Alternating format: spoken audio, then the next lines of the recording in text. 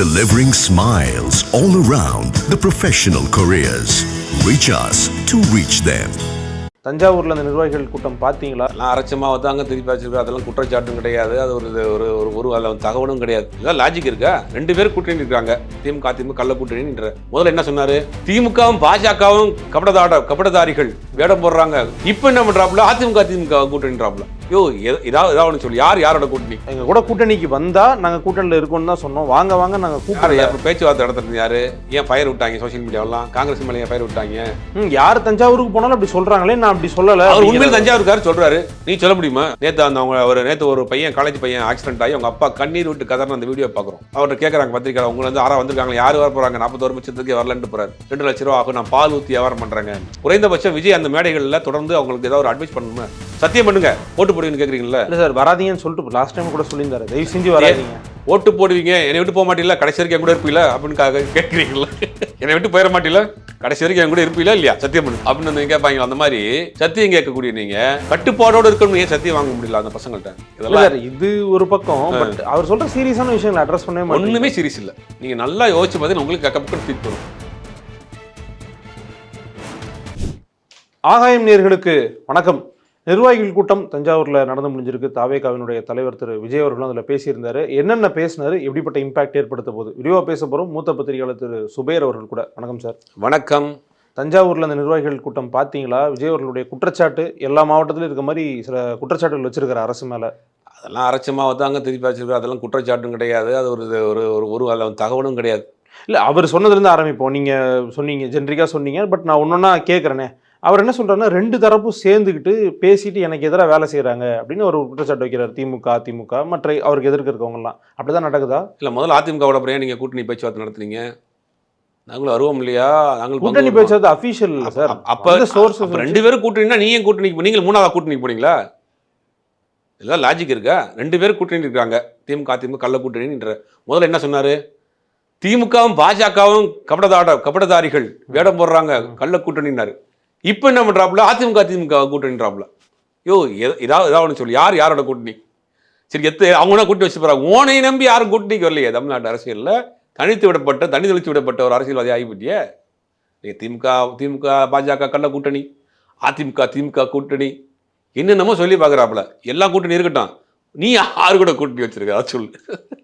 அவங்க வந்து கூட்டணிக்காக ரொம்ப டெஸ்பரேட்டாலாம் இல்லை, முன்னாடியே சொல்லிட்டாங்க. அவங்க எங்க கூட கூட்டணிக்கு வந்தா நாங்க கூட்டணியில் இருக்கோம்னு தான் சொன்னோம். வாங்க நாங்க யார் பேச்சுவார்த்தை நடத்துறது யாரு?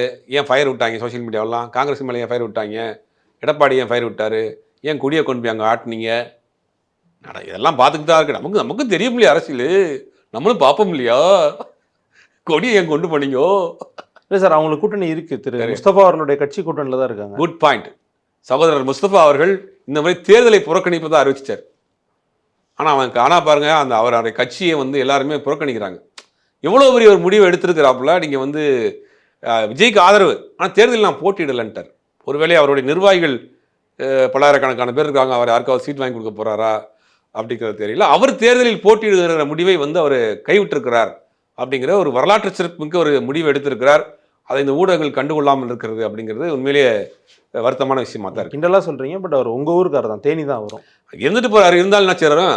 வேற இப்படி இருக்கிற ஆளை எப்படி சொல்ல முடியும்?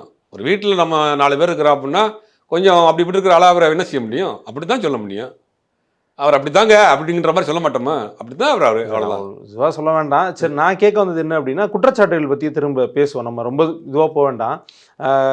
திரு விஜய் அவர்கள் சொல்கிற விஷயங்கள், அவங்க எடுத்து வைக்கிற பாயிண்ட்ஸ், உதாரணத்துக்கு என்னன்னா, பெண்களுக்கு சம உரிமை எல்லாருமே பேசுறது தான். அது இவங்க பேசினா மட்டும் கிண்டல் பண்ணுறது. இப்போ நீங்கள் டிவி விவாதத்தில் இருக்கிறீங்க, பேசுகிறீங்க, இது மட்டும் கிண்டல் பண்ணுறதுக்கான காரணம் என்ன? ஏங்க, சம உரிமை பெண்கள் தமிழ்நாட்டில் எல்லாமே இருக்குது. அதிகப்பட்ட எல்லா துறையிலும் இன்னைக்கு பெண்கள் வந்துட்டாங்க. தமிழ்நாட்டில் இந்த ஜெண்டர் பார்ஷியாலிட்டியே கிடையாது. நைட்டுக்கு இந்த ஹோட்டல் பிலாலில் போய் பாருங்கள், ஆண் பண்ணி எல்லாம் உட்காந்துருந்தான். ஒரு ஆண் பன், ஒரு பெண் பன், ஒரு ஆண் டீ, ஒரு பெண் டீ வாங்கி குடிக்கிறாங்களா? எல்லாம் ஒரே டீ தான் வாங்கி குடிக்கிறாங்க. ரெண்டாவது வேற, ஒரு ஆணுக்கு ஒரு டீ போடுங்க, ஒரு பெண்ணுக்கு ஒரு டீ போடுங்க கேட்குறாங்களா போய் யாராவது? இல்லை, ஆணுக்கு ஒரு பட்டர் பன் கொடுங்க, ஒரு பெண்ணுக்கு ஒரு பட்டர் பன் கேட்குறாங்களா? பட்டர் பண்ணை வாங்கி ஆளுக்கு பாய் பிச்சு தின்னு போட்டு போய்கிட்டே இருக்குங்க, வேலையை பார்க்குதுங்க, ஆட்டோ ஓட்டுறாங்க, இன்றைக்கி வந்து கார் ஓட்டுறாங்க, கால் டாக்ஸி ஓட்டுறாங்க, ஜொமேட்டோ ஸ்விக்கி ஓட்டுறாங்க, ஈக்குவலாக வாழ்ந்துக்கிட்டு போய்கிட்டே இருக்காங்க. இந்த பிற்போக்குத்தனமான ஒரு வார்த்தையை கொண்டு வந்துட்டு ஆண் இடையாளர், பெண் இடையாளர். யோ, நீ யார் நீ? உனக்கு யார் எதெல்லாம் சொல்கிறா? உன் புத்திக்கு எட்டுதா இல்லை யாரோ எழுதி கொடுக்குறாங்களா? ரேஷன் கார்டை இன்னொரு சொல்கிறேன், ரேஷன் கார்டை பற்றி சொல்லிடுவான். ரேஷன் கார்டை பொறுத்த வரைக்கும் 2,50 லட்சம் ரேஷன் கார்டு இருக்குது தமிழ்நாட்டில். அதில் வந்து 37,000 சொச்சம் ரேஷன் கடைகள் இருக்குது. அப்படி பார்த்தாலும் 540 பேருக்கு ஒரு ரேஷன் கடைங்கிற ரேஷியோட தமிழ்நாட்டில் ரேஷன் கடை இருக்குது. ஓகே. அதில் பல பேர் வந்து இந்த கௌரவ அட்டை வச்சுருப்பாங்க, எதுவும் வாங்காமல் இது வச்சுருப்பாங்க. அதெல்லாம் கழிச்சிருங்க. அப்படி பார்த்தாலுமே சக்கரை அட்டைலாம் வர சக்கரை அட்டை இருக்குது, தனி அட்டை இருக்கும், கௌரவ எதுவுமே வாங்காமல் ஒரு ஐடென்டிட்டிக்காக வச்சுருப்பாங்க. இதெல்லாம் கழிச்சு பார்க்குறப்ப ஒரு 1.5 கோடி பேர் வச்சுருப்பாங்க, கார்டு யூஸ் பண்ணுறாங்க. ரெகுலராக ரேஷன் கடைக்கு போய் யூஸ் பண்ணுறாங்கன்னா கூட ஒரு 500 பேருக்கு ஒரு ரேஷன் கார்டுங்கிறது ஆல்ரெடி இருக்குது. முதல்ல தமிழ்நாட்டில் எவ்வளோ ரேஷன் கார்டு இருக்குங்கிற விஜய்க்கு தெரியுமா? இல்லை எவ்வளோ பேருக்கு எத்தனை ரேஷன் கடை இருக்குங்கிற ரேஷியோ தெரியுமா? சார் அந்த தரவுகளை விட்டுருங்க, அவர் சொல்ல வர்றது தரவு தப்புன்னு தாங்க நான் சொல்கிறேன். ஆல்ரெடி இருக்குங்க, 500 பேருக்கு ஒரு ரேஷன் கார்டு இருக்குங்க. இவர் வேணால் என்ன செய்யலாம் அப்படின்னா, ஒரு ஆண் இடையாளர் ஒரு பெண் இடையாளர் வேணால் இவர் போடலாம். ஆனால் ரேஷன் கடை இருக்குது. எப்படி இந்த ரேஷன் கடைக்கு பண்ணி வச்சுங்களேன், 2 தராசு இருக்கும். இந்த பக்கம் ஒரு தராசு, இந்த ஒரு தராசு இருக்கும் எப்பயுமே. அரிசி அள்ளி போடுறதுக்கு, சக்கரை அள்ளி போடுறதுக்கு ஒரு தராசில் ரேஷன் கடைக்காரண்ணே நிறுத்து கொடுப்பாரு. இப்போ மாற்றிட்டாங்க, எலக்ட்ரிக் ஆகிப்போச்சு. நான் சின்ன வயசில் போயிருப்பேன்னு நினைக்கிறேன். இப்போ இவர் வந்ததுக்கு பிறகு என்னன்னா, ஆண் தராசு ஒன்று, பெண் தராசு ஒன்று, ஆண் இடையாளர் ஒன்று, பெண் இடையாளர் ஒன்று, அப்படி கொடுப்பாரா? போய் எந்த காலத்தில் இருக்கிறாரு இவர்? இன்னைக்கு ஜெண்டர் பார்ஷியாலிட்டிலாம் தமிழ்நாட்டில் தூக்கி போட்டு போயிட்டே இருக்கிறோம். இன்னைக்கு சார் அரசியலில் சீட்டு வழங்குறதுலையோ இல்லை மற்ற விஷயங்கள்லையோ அதை செய்யலாம். நீங்கள் என்ன செய்யலாம் அப்படின்னா, நான் என்னுடைய வேட்பாளர் தேர்வில் 50% நான் பெண்களுக்கு கொடுக்குறேன். 234 தொகுதியில் 50-50 நான் வந்து பெண் வேட்பாளரை போடுறேன். என் மந்திரி சபையில் நான் 50-50 போடுறேன். அதில் சொன்னால் கூட ஒரு லாஜிக் இருக்குது. ஆனால் அந்த மாதிரி முடிவுகளை கூட திமுகவும் மற்ற கட்சிகளும் வரமாட்டாங்களே. சரி, நீங்கள் செய்யுங்க, நீங்கள் ஆட்சிக்கு வந்து செய்யுங்க. உங்களை யார் வேணான்னா, நீங்கள் ஆட்சிக்கு வந்து தான் ஜெயிக்கின்றீங்க, தான் தூய சக்தி ஆச்சே. நீங்கள் வந்து செய்யுங்க, யார் வேணான்னா. தரவுகளை தப்பாக எங்கே சொல்கிறீங்க? 500 பேருக்கு ரேஷன் கார்டு ஆல்ரெடி இருக்குங்க இது இங்கே தமிழ்நாட்டில். அப்புறம் வந்து நான் வந்து கல்வி வந்து நம்ம விவசாயிகளுடைய பிள்ளைகளுக்கு கல்வி, விவசாயி பிள்ளைக்கு இல்லை, தமிழ்நாட்டு எல்லா பிள்ளைக்கும் இலவச கல்வி இருக்குது. 1ஆவதுலேருந்து 12 வரைக்கும் அரசு பள்ளியில் இலவசம் தான். அது இன்னைக்கு வளர்ந்து போய் நிற்கிது. அது கடந்த அகாடமிக் இயரில் மட்டும் சென்னையில் மட்டும் 20,000 பிள்ளைகள் வந்து புதிய அட்மிஷனு. அவங்க எல்லாம் யாருன்னா மெட்ரிகுலேஷன் சிபிஎஸ்சி படித்த பிள்ளைங்க சீட்டை வாங்கிட்டு வந்து கார்பரேஷன் பள்ளியில் சேர்ந்துருக்காங்க இந்த வருஷம். ஏன்னா தரவுகள் இருக்குது. நீங்கள் என்னத்தை மாற்ற போகிறீங்க? கல்வி இலவசம்னா 1ஆவதுலேருந்து 12 வரைக்கும் இலவசம் கொடுத்துருக்காங்க. கல்லூரிகளுக்கு போகிறப்ப ஸ்காலர்ஷிப் இருக்குது. அடுத்தடுத்து போகிற வரைக்கும் எஜுகேஷன் வரைக்கும் ஸ்காலர்ஷிப் இருக்குது. முதல் தலைமுறை பட்டாதாரிக்கான கோட்டாவை கொண்டு வந்தது கலைஞர். முதல் விவசாயிகளுக்கான இலவச மின்சாரத்தை கொடுத்தது கலைஞர் ஆட்சியில். விவசாய கடன் தள்ளுபடி பண்ணது கலைஞர் ஆட்சியில். விவசாய கடனுக்காக வைக்கப்பட்ட நகைக்கடன் தள்ளுபடி பண்ணது கலைஞர் ஆட்சியில், திமுக ஆட்சியில். இதெல்லாம் விஜய்க்கு தெரியுமா? இதெல்லாம் ஆல்ரெடி இருக்குங்க, எக்ஸ்டாப்ளிஷ் பண்ணி வண்டி ஓடிக்கிட்டு இருக்குது வாட்டுக்கு. நீங்கள் ஏதோ ஆக்கப்பூர்வமான திட்டங்களை கொண்டு வர்றேன், நான் ஆட்சிக்கு வந்தேன்னா உடனே வந்து நீட் தேர்வு ரத்து பண்ணுறதுக்கு நான் வேலையை செய்வேன், இல்லை வந்து ஒன்றிய அரசு கொண்டு வரக்கூடிய நிப்பாட்டி வச்சுருக்க பணத்தை வாங்குவேன், நான் ஆட்சிக்கு வந்தேன்னா NEP 2020 தேசிய கல்விக் கொள்கை தமிழ்நாட்டில் வர மாட்டேன், என் உயிரே போனாலும் மூமனி கொள்கை ஏற்றுக்கிற மாட்டேன். ரொம்ப ஸ்டார்டிங்லேயே அதை அவர் பேசினார் சார், கன்கரண்ட் லிஸ்ட்டை பற்றி. இது இப்போ ஸ்டேட் லிஸ்ட் அது அன்னைக்கு மேலோட்டமாக லைட்டை தொட்டுக்கிட்டார். சரி, அதை கூட விடுங்க. தமிழ்நாட்டில் 2 பிரச்சனை முக்கியமாக இந்த 5 வருஷத்துக்கு நடந்திருக்கு. ஒன்று திருப்பரங்குன்ற விஷயம், ஒன்று மைக்கேல்பட்டி விஷயம். நான் சிறுபான்மையினுடைய பாதுகாவலன் அப்படின்னு நீங்கள் பேசுகிறீங்கல்ல, மைக்கேல்பட்டி விவகாரத்தை பற்றி நீ கையெடுத்து பேசிருக்கணுமா இல்லையா? தமிழ்நாட்டில் 2 மத கலவரத்தை கொண்டு வர்றதுக்கு ஒரு மிகப்பெரிய ஒரு வேலை செஞ்சாங்க. இந்த அரசாங்கம் அதை தடுத்துச்சு, பெரிய அளவில் அந்த பிரச்சனை வராமல் காப்பாற்றினாங்க. நீங்கள் அதை பற்றி பேசிருக்கணுமா இல்லையா? மைக்கேல்பட்டி விவகாரத்தில் ஒரு கிறிஸ்தவ ஸ்கூலில் வந்து நீங்கள் இந்த மாதிரி பண்ணீங்க, இதே நான் ஆட்சிக்கு வந்தேன்னா எல்லாரும் விட்டுருப்பேனா அப்படின்னு கேட்டிருக்கணுமா இல்லையா? ஏன் கேட்கல? பாஜகங்கிற வார்த்தையோ உங்களுக்கு பயம். பாஜக என்றால் பயம், டெல்லி என்றால் பயம், சிபிஐ என்றால் பயம், எல்லாம் எனக்கு பயம். ஆனால் வந்து சிஎம் சார் இந்த பக்கம் திரும்பிட்டு அந்த பக்கம் அம்பியா நிற்கிறது, இந்த பக்கம் அண்ணினா மாறி நிற்கிறது. இது என்ன அரசியல் இது? சரி, பேசுறதா லாஜிக் இருக்கா? டெல்டா டால்டா ஏன் டெம்ப்ளேட்டான ஒரு இது இருக்குல்ல சார். இப்போ தஞ்சாவூர் அந்த பக்கத்துக்கு போனால் நான் வந்து டெல்டாக்காரன், நானும் விவசாயின்னு சொல்கிறதுக்கு நான் அப்படி சொல்ல வரல. கலைஞர் தாங்க முதல்ல அவர் ஒரு விவசாய குடும்பத்தை சேர்ந்தவர், திருவாரூர் தஞ்சாவூர் மாவட்டத்தை சேர்ந்தவர். அவருடைய ஆட்சி காலத்தில் முதல்ல விவசாய கிட்ட ரத்து செய்யப்பட்டது. வேளாண் மன்றத்திலே முதல்ல விபி சிங் ஆட்சி காலத்தில் அதுக்கு உண்டான அமைப்பை உருவாக்குனது கலைஞர். யார் தஞ்சாவூருக்கு போனாலும் அப்படி சொல்கிறாங்களே, நான் அப்படி சொல்லலை. அவர் உண்மையில் தஞ்சாவூருக்காரு சொல்கிறாரு, நீ சொல்ல முடியுமா? ஏங்க, அவர் பூர்வீகம் தஞ்சாவூர், அவங்க அப்பா திருவாரூரில் பிறந்து வளர்ந்தவர். அதனால அந்த ஊர் பாசத்துக்கு போகிறப்ப நான் டெல்டாக்காரன், மதுரைக்கு போன மதுரைக்காரன் சொல்கிறாரா? அவர் திருநெல்வேலிக்கு போன திருநெல்வேலியில் அப்படின்னு சொல்கிறாரா? இல்லை கோயம்புத்தூருங்க நான் அப்படின்னு சொல்கிறாரா? அவர் டெல்டாக்காரனா டெல்டாக்காரன் பார், அந்த ஊரில் பிறந்தவன்னு அவர் சொல்கிறாரு. அரசியல்வாதிகளை சொல்கிறாரு. இப்போ நீ வந்து விரும்பாவதுக்காரன்னு சொல்லு, யார் வேணும்னு சொன்னாங்களா? நான் அந்த விரும்பாத்துக்காரன் அப்படின்னு சொல்லு, சென்னையில் பிறந்தவன் சொல்லு, யார் வேணாண்ணா. அவர் கலைஞர் டெல்டாவில் பிறந்ததுனால அவர் அந்த ஊரை சொல்கிறாரு. அந்த ஊருக்கு நிறையா செஞ்சுருக்கிறாரு. ஓடாமல் இருந்த திருவாரூர் தேரை கலைஞர் ஆட்சி காலத்தில் ஓட வச்சார். விவசாய கடன் ரத்துப்படி பண்ணப்பட்டது. பெண்களுக்கு இது விவசாயிகளுக்கான இலவச மின்சாரம் கொடுக்கப்பட்டிருக்கு. இலவச மின்சாரத்துக்கான புதிய கனெக்ஷன் இந்த ஆட்சியில் 2 லட்சம் பேர் கொடுத்துருக்கு. ஏதாவது புள்ளி விவரம் இருக்கா, டேட்டா இருக்கா, டெல்டா இருக்கா? டெல்டா டால்டாங்கிறீங்க, உன்ட்டு டேட்டா இருக்கா? நம்ம கேட்குறோம் நம்ம ரைமிங்கில் கேட்போம். டெல்டா டால்டாங்கிறிய, நீ பேசுனதுக்கு ஏதாவது டேட்டா இருக்கா சொல்லு. எலி கொடுக்குறவனும் ஒன்றும் தெரியல, பேசுகிறவனுக்கு ஒன்றும் தெரியல. நிறையா விஷயங்களை பட்டியல் போட்டு எடுத்து கல்வி வந்து இலவசமாக தான் இருக்குது. ஏன்னா இவர் என்ன மாற்ற போகிறாங்க? மீனவர்கள் பிரச்சனைக்கு லெட்டர் எழுதுனா போதுமா? அப்போ தமிழ்நாடு போலீஸ் விட்டு பிடிச்சா வர முடியும்? நேவி கோஸ்ட் கார்டு யார் இருக்குது? யார் கண்ட்ரோல் இருக்குது? அப்போ மாநில அரசினுடைய என்ன வேலை? குறைந்தபட்சம் அழுத்தம் கொடுக்கலாம், ஆர்ப்பாட்டம் பண்ணலாம். அதிகபட்சமாக அங்கே இலங்கைக்கே போய் அந்த அந்த சிறைபிடிக்கப்பட்ட மீனவர்களை காப்பாற்றி கேஸை நடத்தி கொண்டு வரலாம். இது மாநில அரசுக்கு முடிஞ்சது. நீங்கள் யாரை நோக்கி கேட்டிருக்கணும்? லெட்டர் எழுதா மட்டும் போதாது அப்படின்னா மத்திய அரசையும் கேட்கணுமா இல்லையா? அங்கே இது யாரோட இன்டர்நேஷனல் பிரச்சனையா இல்லையா? பட் குறைஞ்சபட்சம் இவருக்கு அந்த கன்சர்ன் இருக்குன்னாவது எடுத்துக்கலாமா சார்? நல்ல கேள்வி. இதெல்லாம் தெரிஞ்சு எனக்கு எல்லாமே தெரியும் பார்த்தீங்களா? நீருக்குள்ளே போய் செக் பண்ணுற அந்த இதெல்லாம் எனக்கு தெரிஞ்சு வச்சுருக்கேன். என்னை பார்த்து எதுவுமே தெரியாதுன்றீங்க. எனக்கு எதுவுமே தெரியாது நினச்சிங்களா? பரவாயில்லையே. நீ அப்போ வந்து செக் பண்ணுற அந்த என்ன மோட்டர் அது நான் என்னமோ சொன்னார் அவர், ஆர்ஓவிலாம் எனக்கு தெரியும். அப்போ அதான் தெரிஞ்சு வச்சுருக்காப்புல. அப்போ எனக்கு ஓட்டு போடுங்க. நீ எதுவும் தெரியாது மட்டும் நினைச்சிடாதீங்க. எனக்கு எல்லாம் தெரியுங்க. எங்களுக்கு சூது தெரியும். ஆர்ஓவி தெரியுமா? தண்ணிக்குள்ளே போய் நீர் அளவை கண்டுபிடிக்கிற அந்த ஆர்ஓவி எங்களுக்கு தெரியும். சரி, முல்லை பெரியார் நீர்மட்டம் எத்தனை அடி உயர்த்திருக்காங்க? என்ன ஒப்பந்தம்? காவிரி கூட்டணி குடிநீர் உங்கள் நிலைப்பாடு என்ன? என்னங்க இது? ஏதாவது ஆக்கப்பூர்வமாக இருக்கா? ஒன்றும் கிடையாது. ஆனால் தப்பாக தகவலை சொல்கிறது வந்து 500 பேருக்கு ஒரு ரேஷன் கார்டு கொண்டு வரேன், ஆண் ரேஷன் கார்டு, ஆண் இடையாளர் ஒன்று, பெண் இடையாளர் ஒன்று.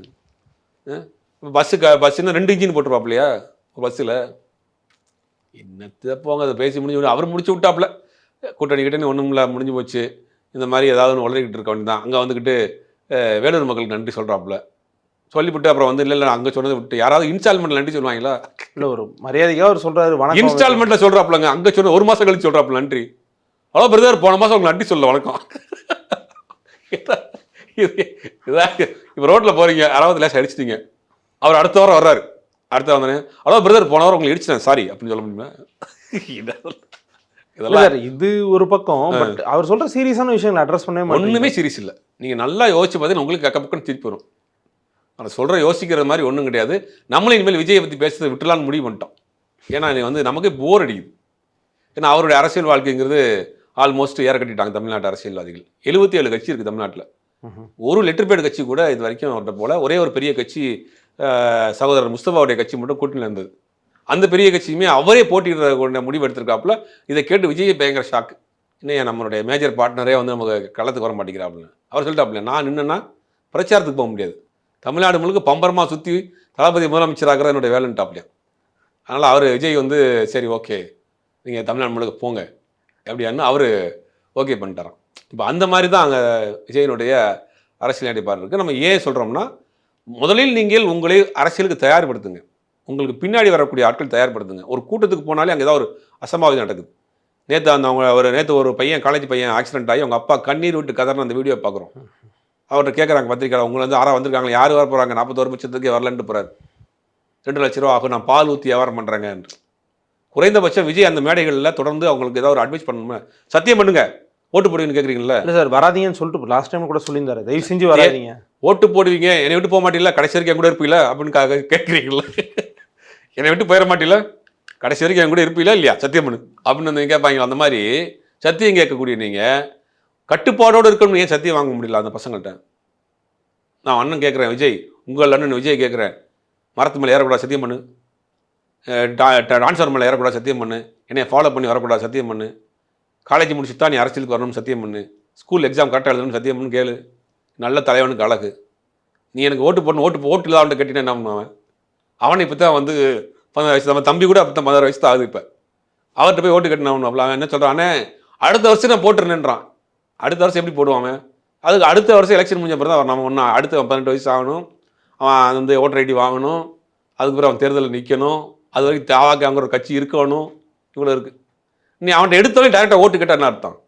அவனை முதல்ல பக்குவப்படுத்துங்க, அவனை ஒழுங்குபடுத்துங்க. பெரியார் அம்பேத்கர் அப்படின்னு கொள்கை தலைவர்னு வச்சுருக்கீங்க. ஏதாவது பெரியாரை பற்றி ஏதாவது மேடையில் பேசியிருக்காரா?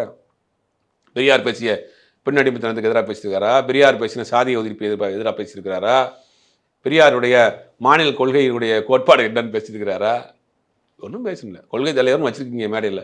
உங்களை பற்றி தானே பேசிகிட்டு இருக்கீங்க. உங்களை விஜயை போட்டு முடக்கிறாங்கன்றீங்க, அழுகுறீங்க, பாடுறீங்க, ஆடுறீங்க. பச்சை ஊருக்கு போனால் ஒரு காஸ்டியூம் தூக்கி போட்டுக்கிறீங்க. டெல்லின்னு பயப்படுறாங்க. சிறுபான்மை சகோதரர்களை பார்த்து டெல்லியை காமிச்சு பயப்பட தான் செய்வாங்க. இன்றைக்கி ரபுலிங்கின் சர்க்கார் இருக்கக்கூடிய மாநிலங்கள் எந்த லட்சணத்தில் இருக்கிறது? சிறுபான்மை மக்களுக்கு பாதுகாப்பு இருக்கிறதா? பக்கத்து மாநிலம் ஆந்திராவில் சந்திரபாபு நாயுடைய அரசாங்கம் இந்த ரம்ஜான் மாதத்தில் அங்கே வந்து ஒரு பெரிய கலவரம் ஒன்று நடந்திருக்கு. இப்போ கம்யூனிஸ்டுகள் ஆளக்கூடிய மாநிலம் கேரளாவில் கம்யூனிஸ்டுகள் ஆளக்கூடிய மாநிலம். அங்கே கிறிஸ்மஸில் வந்து ஒரு கிறிஸ்துவ காலேஜில் கிறிஸ்மஸ் விழா கொண்டாட முடியல.